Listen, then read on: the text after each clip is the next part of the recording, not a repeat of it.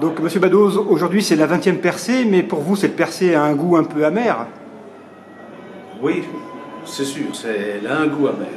Mais qu'est-ce que vous voulez le conseil d'administration a décidé ainsi, et je m'incline devant la décision du conseil d'administration.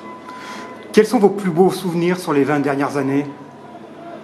J'en ai un particulièrement. C'est lorsque nous avons été appelés à Bordeaux pour recevoir le prix Eden.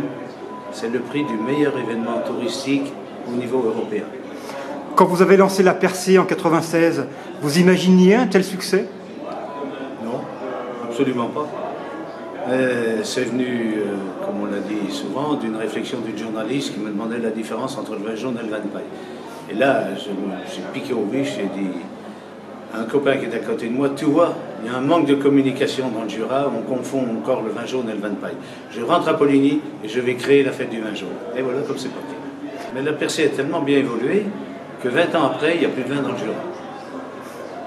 Il y avait besoin de modifier le concept. Moi, je le sentais depuis quelques années et j'ai dit il faut modifier le concept pour la rendre toujours attractive.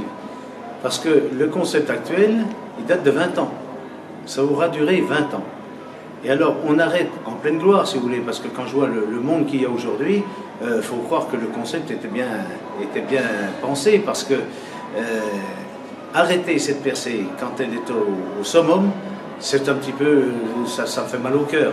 Mais d'un autre côté, il y avait besoin de modifier le concept pour donner davantage d'animation à cette manifestation.